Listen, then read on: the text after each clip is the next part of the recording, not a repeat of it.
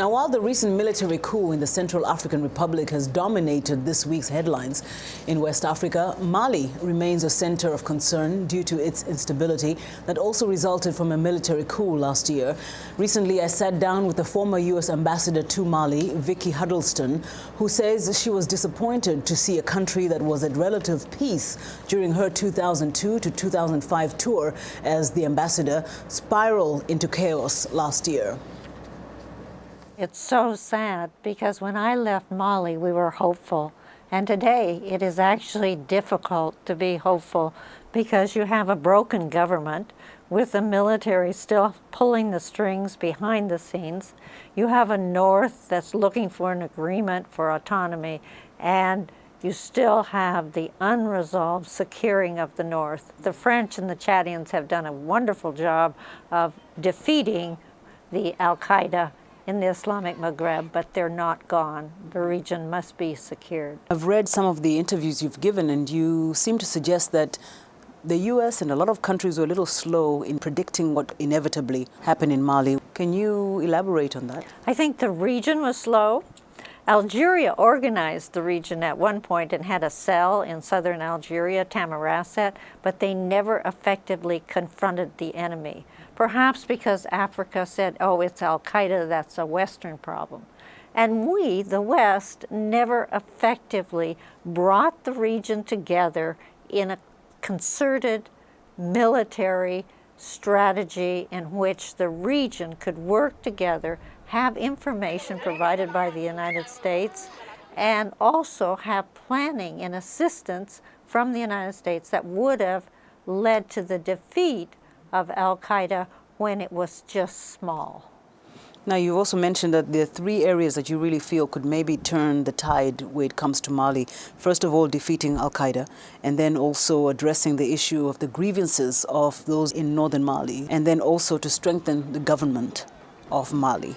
Mali has a great division, and that is right at the top of the Niger River along Timbuktu. And those people in the north are nomads with origins and a culture from North Africa, and the 90% of the population in the south is sub-Saharan Africa.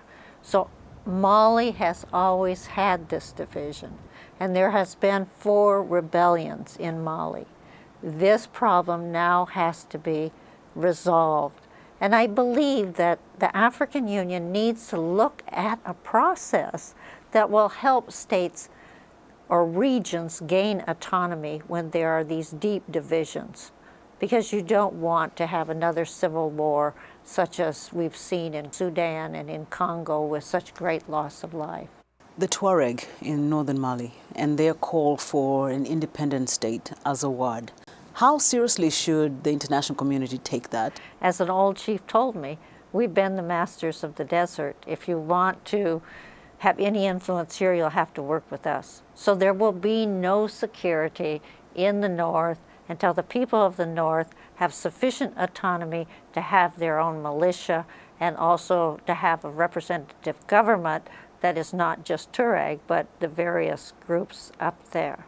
So that has to be resolved with the Malian government. That's absolutely essential. Having been the Assistant Secretary of Defense for Africa, what do you see as the solution to curbing extremism and, of course, humanitarian disasters, which are partly due to the instability that is caused by so many factors? Well, these are transnational threats. Religious ideology that came from basically outside Africa, from Saudi Arabia, from Pakistan, climate change that comes from outside Africa, borders drawn by colonial powers that set ethnic and religious groups against each other.